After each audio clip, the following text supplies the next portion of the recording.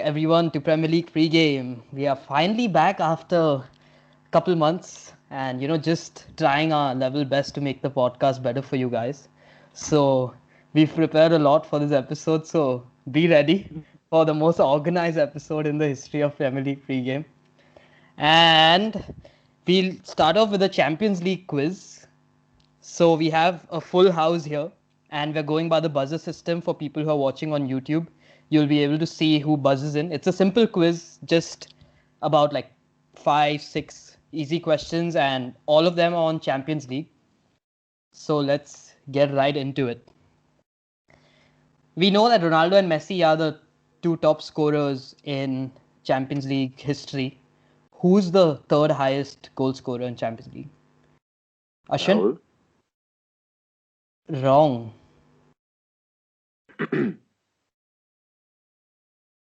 Go to Bala. I buzzed like 100 times, dude. Oh, it didn't show up on my screen. Bala? Benzema? Wrong. What the Do we get another guess? Or Yeah, you can take another guess. We can unraise our hand, right? Yeah. No, but wait. I have to go, right? Yeah. No, but we can't wait. We have to be quick. And this is not like a quiz. This is not a trivia episode. It's more... just do the hard thing instead of the raising hands. It's much easier. I think we should cut this out of the episode. Wait, Anitej, what's your guess? Quickly. I have no idea, dude. Ashwin? Yeah, go ahead. Guess. I was going to say Lewandowski. It is Lewandowski. Okay, wait. No, like, you were right with Raul, but I should have said, like, Lewandowski and Raul are tied. But, like, the list I have is just, like, current players, so my bad. Okay. That's your bad. So both my guesses are right. Okay, thank you. That's what I got. Okay, even for assists, it's Ronaldo and Messi who lead the charts again. Who's the second after them? Highest assists all time, Champions League era. Anitej? Neymar? Not even close. And do the heart, don't raise the hand, you can't see it. I did the heart like a million times. I've not seen it even once. Okay, I was going to say Benzema. No. Bala? I mean, I don't know, dude. Anitej on next. Okay, Anitej, your guess. Giggs? I don't know, dude. Beckham? It was Giggs, but not like So in the last year change. It's actually Di Maria with 32 assists. Oh, that's cool. I thought if Ashwin did guess Giggs, then it definitely cannot be Giggs. I would have definitely, I would have probably retweeted it by now. It's getting said. Okay, the last question from this round is, since like Ronaldo and Messi have been the top scorers barring the last season since 2007 and 8, who was the player to win the top scorer in a Champions League season before their dominance in 2007-8 started? Basically the 06-07 season. Okay. There's not been a season in the last 13 years where Lewandowski scored. Last year he did. Right? Barring the last season, that's what I said. wait, this is only Champions League or is it like... Yeah, just Champions League.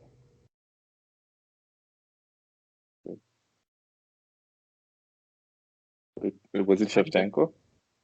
No, he was in 05-06 though. Good guess. Who would? Yeah, just because AC Milan, yeah. I think it's an AC Milan player though. Can I go again? Is it Pipo Inzaghi? No. That's my guess. I don't know why. Shit, buddy. Okay, it is an AC Milan player, bro. Someone is it Kaka? Is it? Yeah. What? Champions League goal scoring chap. You guys didn't know? I was waiting for you. Obviously, Kaka. Okay, I have a couple more questions. For so the year Arsenal reached the final against Barcelona in 2006, the season where Barca beat them in the final. Eto'o and Belletti were the goal scorers for Barca. Who was the goal scorer for Arsenal? Oh no. Ashwin? Oh, Campbell. Oh, Yeah, obviously. Anitej got it. Let him Campbell have this header, one. header like in the 31st minute or something. Yeah. 37th. Oh, Ashwin. Showing off there.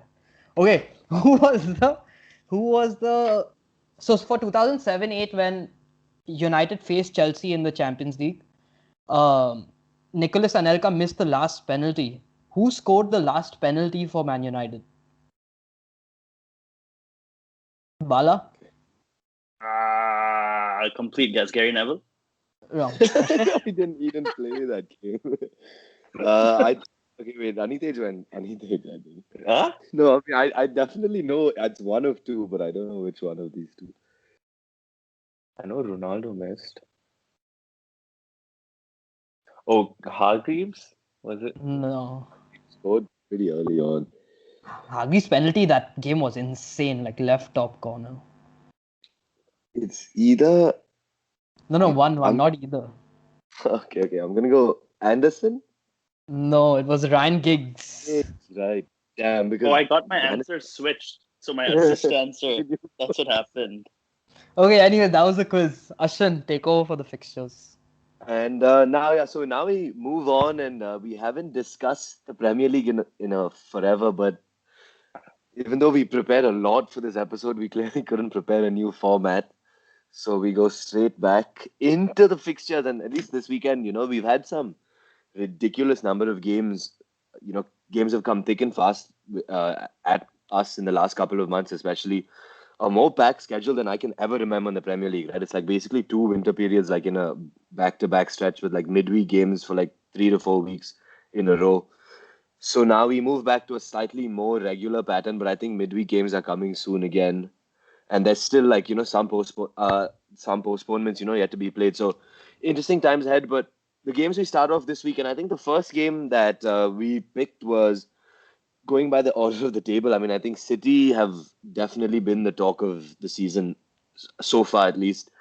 They didn't look particularly strong early on. I think in our first few episodes of the season, we were like quite surprised at how poor they looked. They couldn't break down like a shabby West Brom team, which was actually Bilic's last game, and it kind of looked poor for them. The strikers, they still haven't had a goal from. I think Jesus has scored in the Premier League, but they haven't had a goal from a striker in like months. But it's just these Gundogan stepping up, Foden stepping up, Bernardo Silva stepping up, De Bruyne getting injured and it really not affecting them. Really interesting way that they've been playing a very different City than we've seen for years.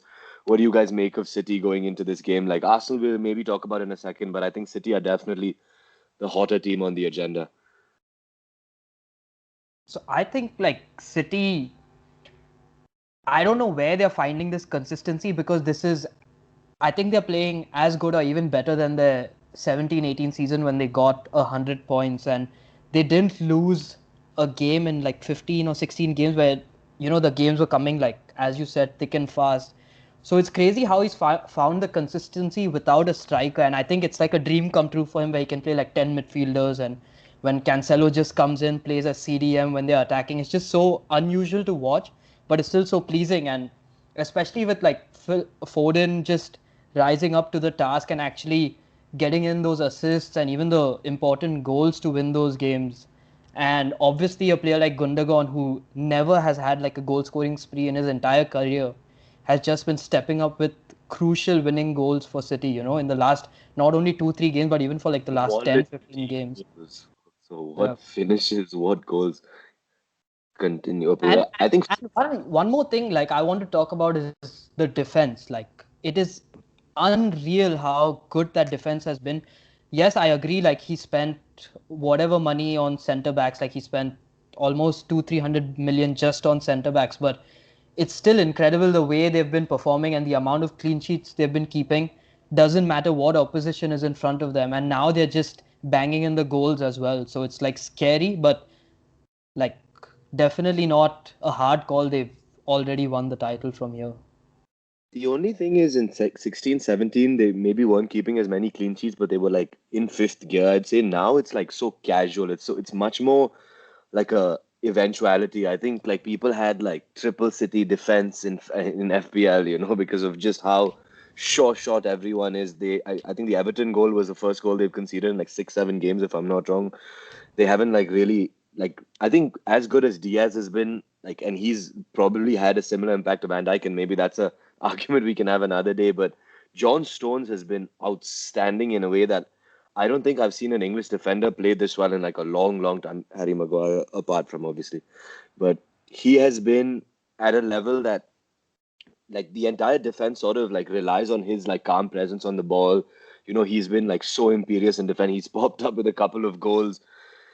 Just like really, really stepped up. And I think Cancelo, if you guys would just want to talk about like the City defense and how he's found like a role for everyone in like a very, very unique way. And I mean, obviously, like when you have, like Apur said, like a wealth of talent, like millions and millions of players worth of talent, it's easy to give these good players, but he's definitely done a great job in assigning them specific roles, and they're all excelling at it exceptionally well. Well, I mean, one more thing is, I mean, speaking of that, it's just like the last two games, for example. Obviously, we're all familiar with Pep Roulette, where he just, at any given time can switch the players. But imagine in the last two games, imagine being able to call someone like Laporte to start the last two games who hasn't been starting during this run when, a year and a half ago, 2 years ago, he was by far the best City defender in the squad. And now it's like, not necessarily, I'm not sure Pep hates him or anything. And it'll be interesting to see in these Champions League, these big games, whether he's going to go Diaz or Laporte, or he's just going to stick to what he knows in Diaz Stones. But, he rested. I mean, whatever you look at resting wise, but Walker has not, who was a mainstay in the squad, now comes as that secondary role. Mendy is a foregone conclusion, it seems like. But Zinchenko can take a rest, and then you can afford to, when you have that amount of dominance, play Laporte as the left back, as he did 2 games ago, and then at center back against Everton.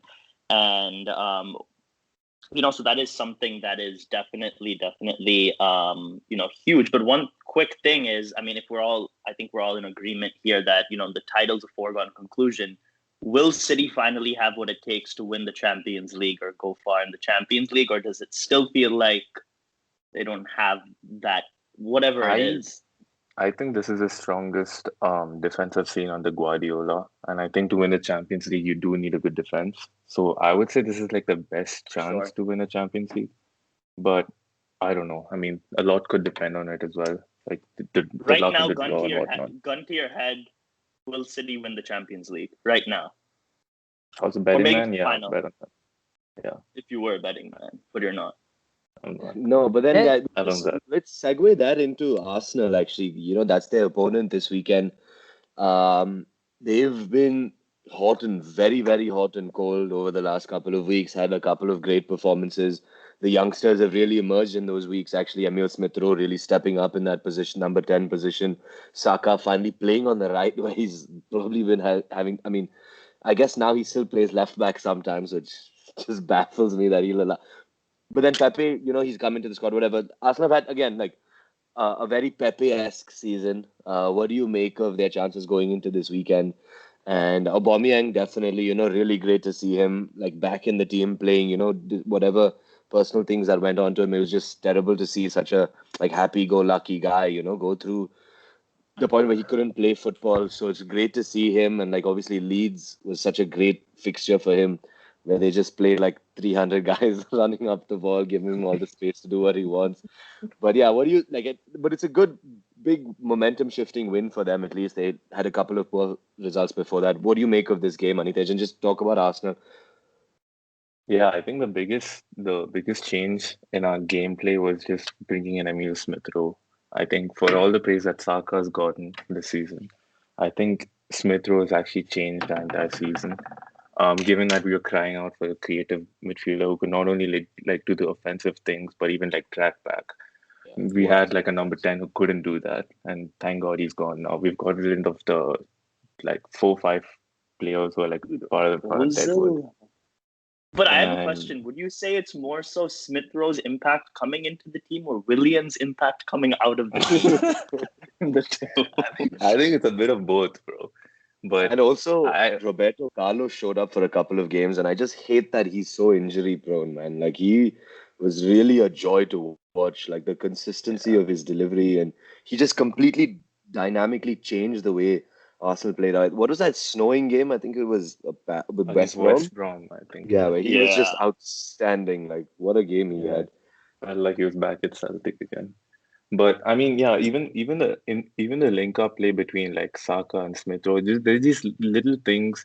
Laka got back into form, and even the formation change now. It's like a proper flat 4-2-3-1, and I just feel like there's a lot more like patterns of play that the players understand better. How do you think So they'll they're fare a lot against better. City? They lose what? Look at our No, head but to like, do head. you think? No, yeah, but do you think it'll still be like because Arteta has Arteta What kind of has question? usually like no, like That he did actually was well. a dumb question, though. That No, dude, actually was a like dumb.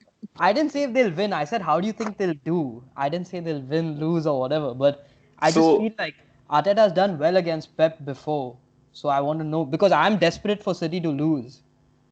but I I actually just disagree. he's made it a You lot want more United to win the competitive for league? sure. But No, I'd like City to keep winning. What? I want to get top four. So wouldn't you want City to just keep winning? I Yeah, but guess Arsenal is not a top four contender. if that's your argument, then that's a different. Yeah, I mean that's fine Oh, then. Abul wants to see number 20. He thinks Abul thinks 21 is coming, bro. He's one of those guys. Not this season, but Not, not 21, 21. Not. yeah, but Arteta definitely made us a lot more competitive against City. I think we lost only like 1-0 to them this season away from home. But I mean, I can see City doing the treble over us this season because they already beat us 4-1 in the Carabao Cup at Emirates. So yeah, I mean, I don't see much of a change. And that's honestly definitely going to be the biggest game of the week. Unless, of course, there's another game that's bigger and like bigger stakes for another blue versus red big game of the week, you know? Like, honestly, like, lot of stuff going on the red side. Equal amount of stuff, I guess, on the blue side as well. Like, a lot of injuries, a lot of talk about specific players. James being in the news about like his ineffectivity, like real questions for both teams going into this game. They both looked like in really great position when we last spoke, and going into this game, Liverpool definitely looked the far more like shaken up team. I guess both of them are like on pretty bad losing streaks. Liverpool are on a 3-game Premier League losing streak, and Everton on a 2-game. So, what do you guys? I mean, we'll just give the floor to the Liverpool fans to just talk about the state of the season. You know, obviously the injuries have contributed, but there's been a serious loss of form. You know, the same players that were doing the same things last season, like the Trents, and I guess Robbo still, he's looked a little bit good in patches of the season, but he's not been able to consistently deliver the level that he was able to last season. The your best midfielders having to play centre back. You know, there's a lot of like turmoil within the squad selection. Just like the creative force has just completely died from from the team. So Thiago, I guess he's still finding his feet in the Premier League. He had a phenomenal game in the Champions League. I heard. I didn't watch, but like Premier League, he's not. If that's phenomenal, then yeah, I don't need to know. I mean, I don't know. Like, Liverpool Twitter is obviously a big fan of Thiago. So, I mean, did you guys? I phenomenal mean, compared to like I mean, what else we've seen relative to everything like that. I mean, it was a good performance. Don't get me wrong, but but I mean, yeah, go ahead and it's talk the about biggest this. thing is obviously the injuries, but more so like players not playing in their actual positions, which causes to affect the entire team. Hendo, Fabinho playing at the back. Not only does it affect the back, but it affects the middle and it affects the front. But I mean, Trent obviously had that bad phase, but the last couple of games, the last like 4 or 5 games, he's actually been pretty good, creating chances again. Mane and Robbo, obviously Mane played really well against Leipzig, but Mane and Robbo, that left side is just completely lost its effectiveness this season. Going forward, I would say, and just having that overall impact on the team. Liverpool, it was kind of like in between that 3-game losing streak, that Leicester blow up. That's just purely like nerves and confidence. You know what I mean? That first goal doesn't go in. We definitely don't concede 3. The first goal goes in and the floodgates open. Allison, obviously, same similar confidence thing. And then against Leipzig, that first goal goes in where it hit the post. Could have been a completely different game. We probably would have lost. We had that stroke of luck, and we ended up playing well. Stroke of what? I mean, stroke of luck. Uh, But I still think that you finish top 2 or 3. You have 1 foot in, the final 8 of the Champions League. You don't have to play again till April, barring any complete collapse in the second leg against Leipzig. And, somehow you get, by then you'll have Fabinho back. Henderson will be back in midfield. All hope is not lost. It's obviously a huge, huge disappointment compared to last season. But I think it's all about taking things with a grain of salt, in my mind. Would you say this is on Klopp though? Like preparing for the season? Because I mean, the way I look at it is City literally went through something similar to what Liverpool's going through this season, in the sense that Laporte got injured and they had like a defensive crisis. And I guess that this is like a little bit different because there was COVID and whatnot. But I just feel like he could have done a little more in terms of, especially when you let go of Lovren as well. I mean, I but feel like he could have. how do you Yeah, predict 3 of your starting centre backs getting 3, injured for the yeah. season? Season. I Like disagree it's with not that. even like a person who's not missed a game for like the last 4 years of his life went out for the full year. Gomez and Matip, I agree that that I they mean, do that's get why I'm injured. saying like it is possible to happen to City as well. Like, yeah, granted they had only one injury, but it still like affected their entire output for the entire season. So I feel like maybe Klopp could have planned better. But Okay, but then my uh, question to you is, supposing we had bought one more center back, right? You'd say buy one more center back. You're not going to go and buy. You're not going to have 5 senior center backs. If we had one more center back, let's just say we had Kabak or Davies from the beginning. How many of these results would you say are different? Yeah. I No, mean and I that's mean, at a certain point, like the Burnley 1-0, Southampton 1-0, it doesn't matter, right? Like he can definitely go back to that old style of play where you at least were like equally defensively, poor, but like the team just lost its creative spark. They just lost that ability I to like mean, but that's put the also ball in because he play. had to shoo Henderson into defense and stuff. So like that's like Henderson's role gone completely as well. Yeah, You don't take that stuff on. Shaqiri, right? but honestly, the performances in the last 3-4 games have not been bad at all. Like the Leicester game, like even though the scoreline suggests 3-1, Yeah. we weren't The bad first at half was all. great. Yeah, and even the Leipzig game, we were really good. The City game, we were in control for most of the game, and then like it's just City just switched on and they just took away the I game. wouldn't say most of the game. They were pretty I would, incredible I from like on like first maybe I have a 15. biased perspective, but I really thought that we played really well and we controlled the game much better than any team did against City for sure. And as for like the injuries, I don't think he could have prepared for it. Like in hindsight, you can say that. And as a fan, I definitely have been telling Bala, at least when we talk, like, he should have bought a center back. But I think it's easier said in hindsight than, what he could have I done. don't. Yeah. I just my opinion is like, okay, if center back is your only argument, then I disagree, because if you're saying he should have prepared in other positions, he bought Jota, he bought Thiago, at least he's bought him back up in those other positions. I think the one thing I will say, and this could be, this could come back to bite me in the ass, talking about that City game. Let's just say it's April, right? And let's just say Fabinho's back, Jota is back, Henderson's back in midfield. I'm not even going to say Van Dijk is miraculously back and we draw City in the final 8. I will not, I will be like completely fine with that. Like, I don't think, I wouldn't say it's a short shot we'd win, but I would feel, I'd rather draw City than Bayern. And I think we could Yeah, beat that's them an 2 legs in interesting Europe take. as we have. Because definitely, like these signings were meant to take like an already established team to another level. I completely agree on that level. I think in terms of the signings, he made great signings for what the squad needed at that moment. Maybe another attacker, but like because then he'd never have to use the likes of Shaqiri. And I mean, it's a good thing they sent Minamino away because he was never going to play anyway. But I think in terms of like just like the bad luck, you can't really predict these things, and it was just like a matter of time. And when you don't have like Pep has the luxury of, even if now Stones or Diaz were to go down, they'd still have probably the best centre back partnership in the league, right? Like it's quite ridiculous the level of riches that team has, and to even compete to that, like they're playing like when he bought Cancelo for like whatever 60 million or whatever the money was, it just didn't make any sense. But he's allowed to have that luxury of making like a project like that happen, right? Like before I have a quick trivia question. In the 2021 PFA Premier League Team of the Season, what position is João Cancelo? No, be honest. Is there like a Easy position like CDM, right mid or right back? Which one? left back. he's link Or even everything? left back? I don't. No, Anitesh, this team doesn't exist yet. I'm just hypothetically doing. No,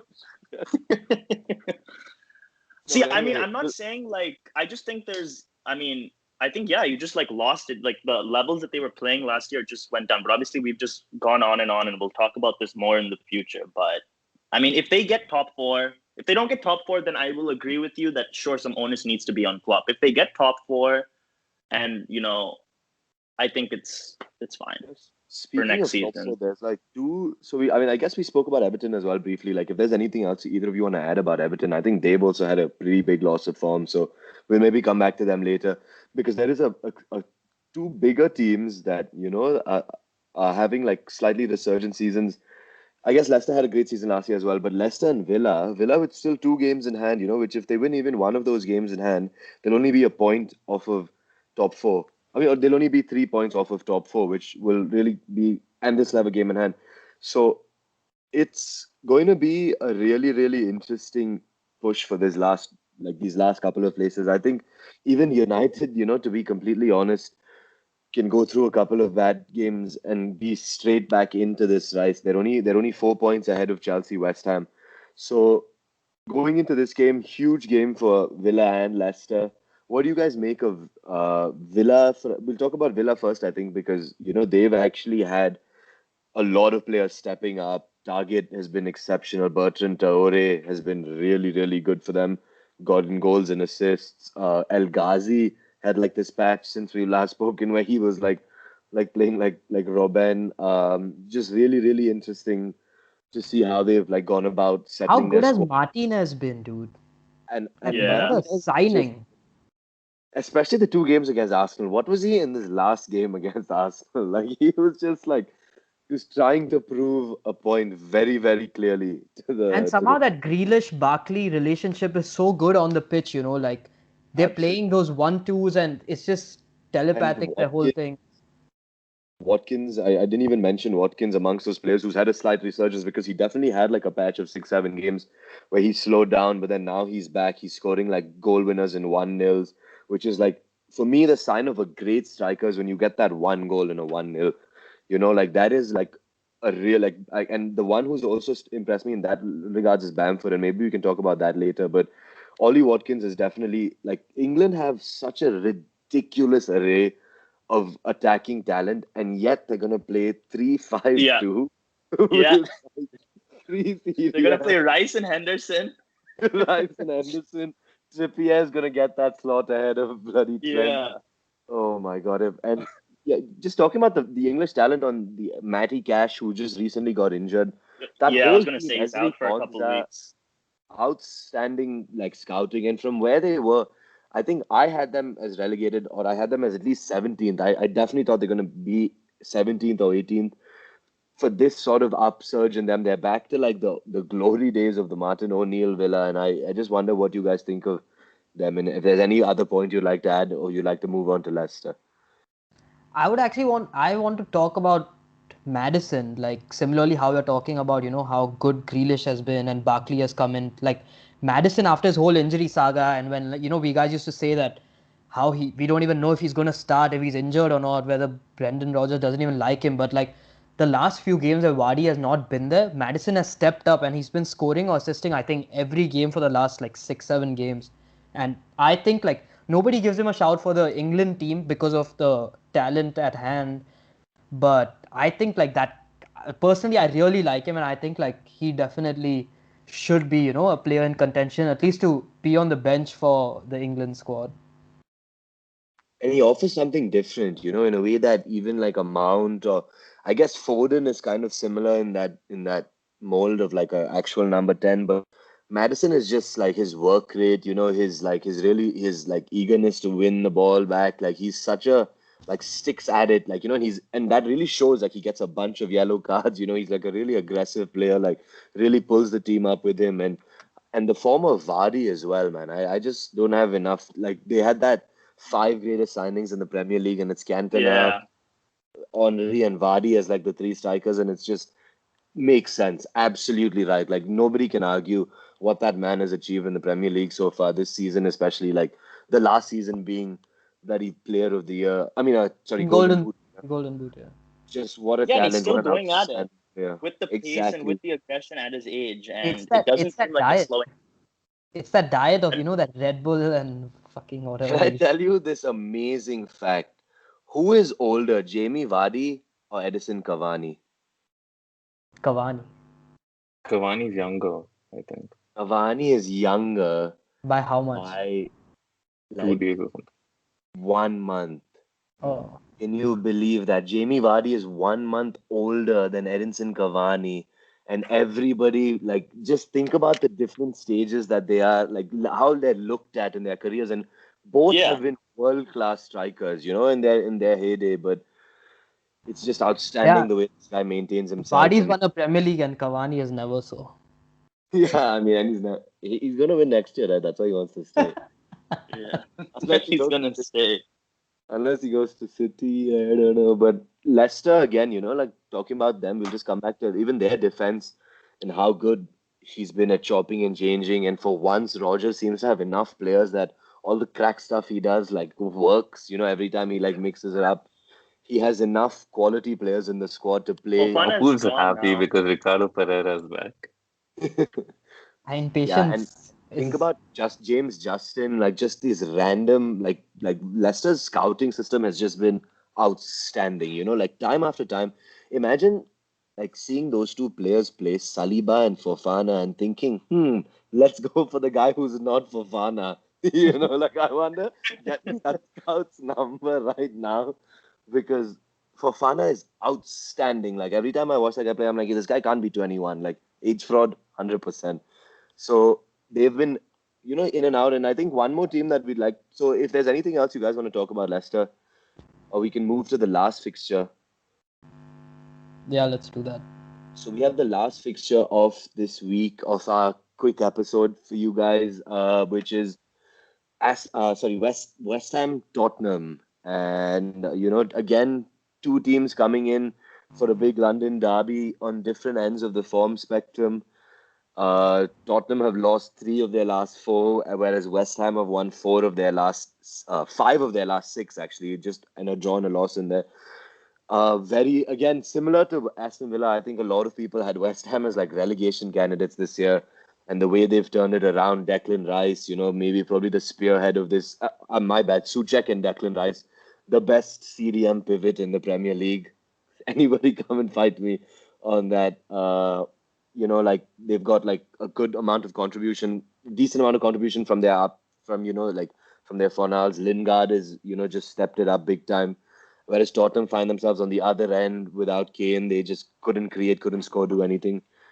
You guys go ahead. And what do you think is what do you expect to happen in this game? Do you think it's gonna be West Ham taking it? And I think that'll put a lot of pressure on Jose. As Anitej said, like this, we obviously disagreed with him where he's like, oh, Mourinho's second season, they're going to win the league and all that.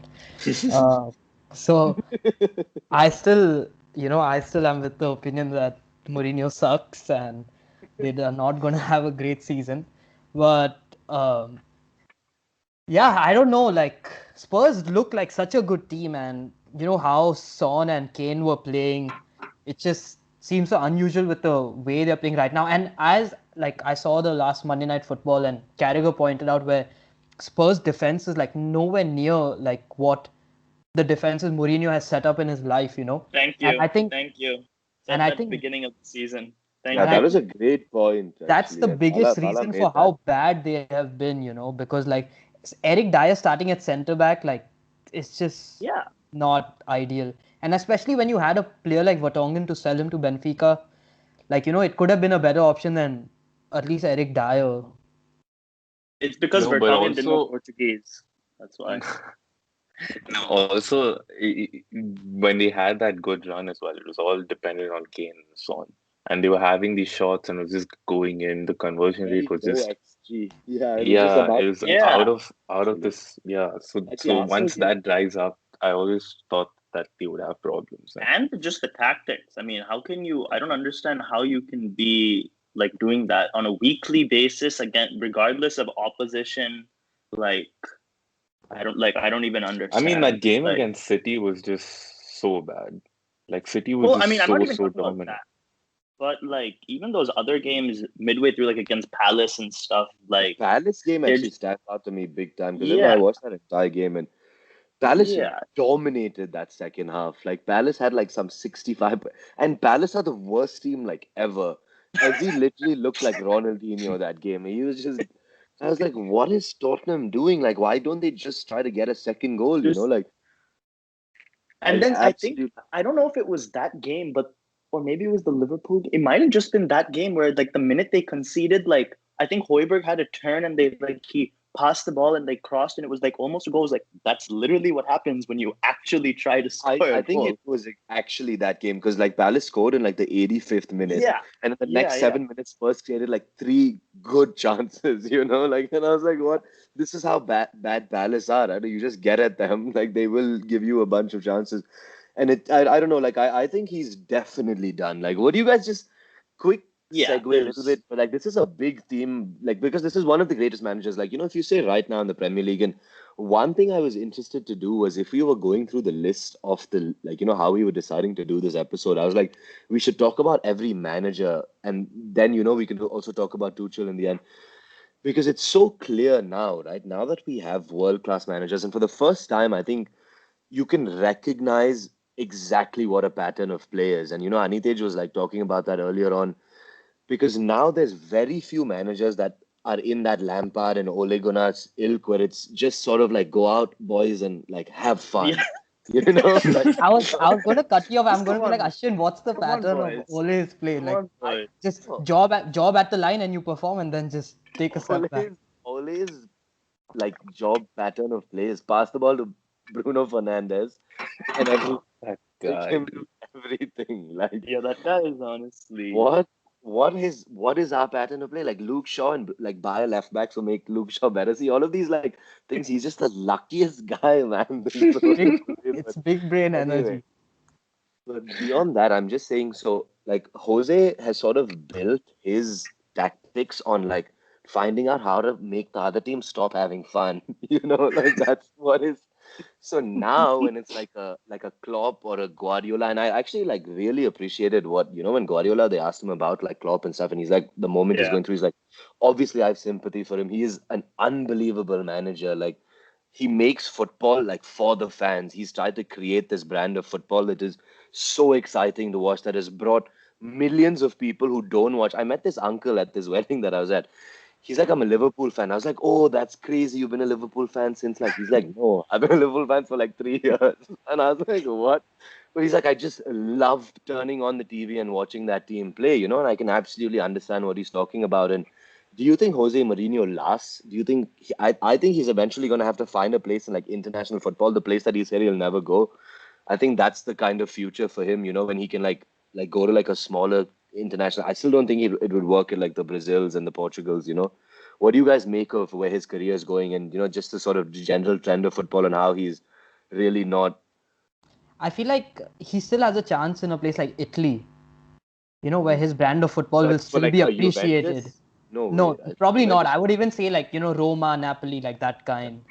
There But was there was honestly, okay. so not like even Spurs, that. mid-table teams. Yeah, There was a really interesting like conversation regarding how his methods might not be so effective in today's generation because That's what I was just gonna ask. Was it? Is it no, maybe because because like of today's?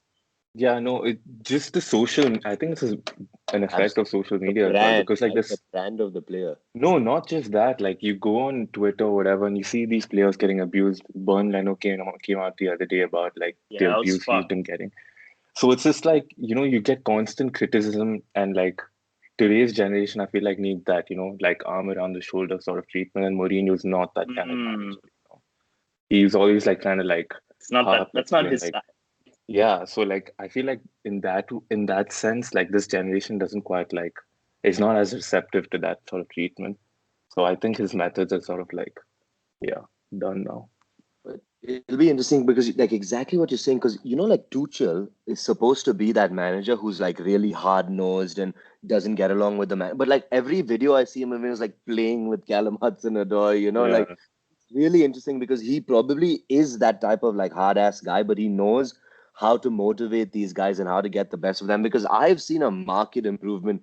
I haven't watched all of Chelsea's games on him, and I've watched 2 out of the 3 and or 4, and they've looked phenomenally better. Like Lampard was definitely out of his depth. I think what Lampard did really well for them was motivate the young players and get them to sort of play the same way that Ole has that philosophy of Chelsea just inbuilt in him. Um, But honestly, like I am not a big fan of Tuchel just because what he did with Chilwell. Like, how can you just remove a freaking player and screw up my fan tracks in like one go? My best I player just mean, goes away, and then Alonso comes in and gets like 25 points each game.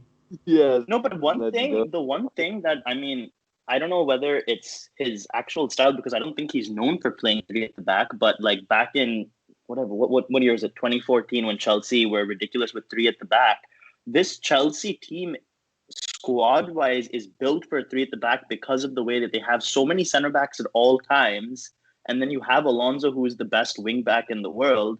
And then, I mean, Kovacic and obviously, I mean, I guess Conte has been dropped now. So that's also another guy who's just completely suffered. But I think identifying that could be, I mean, it definitely could be, just kind of a quick fix. And that's probably not his overall vision. But I think, getting Aspi back in the side because whenever Aspi plays is that right-sided center back, the leadership and immediately just identifying all of that, and then you have Reece James and Hudson-Odoi, who are those guys that can definitely move up and down the pitch, and it looks like Werner also starting to look more confident, and For that. sure. So I mean, he definitely identified what they needed at least in the short term. And yeah, I mean that's the thing is another thing is like he seems to have a far more clear idea of what every player's role is, which is why he can assign specific roles to those players. I mean, specific like players to those roles rather. So, which is like why Callum Hudson-Odoi like sort of stretching the pitch out. He's had this like vision for his role clearly, and I think he's definitely been one of the standout performers for them. Like Yeah. Bala said, like, he's definitely really, really stood out in his performances. And I'd be interested if he can fit Reece as that third centre back and have Callum as well. Because that would Mm. be like a really exciting team to watch. Like a couple of right back options like that. Like because me and Rishabh were actually discussing it. Like even Hudson-Odoi, he's not really a right wing back. He's sort of a right mid because he really doesn't defend in the defensive third as much. He's like sort of like a right mid would be in like a 4-4-2, which was like really interesting because which makes use of his work rate, his like energy, his enthusiasm, and as well as his crossing ability. So it's like a really, really good fit for him. And I was just like really, really like intrigued and like sort of happy to see this kid find that position because I really rate that player. And I think that is about it for this week. Pretty solid 45 minutes. Kept it short for you guys. So hope you all enjoyed. If there's any closing comments, any good predictions, any bets. Yeah, Kepa Arrizabalaga is back. Last 2 games Yep. starting for Chelsea. He's back. Mendy's gone. He's back on my team also. Both the Mendy's are gone. Good night. Good night. Sayonara. See you, boys.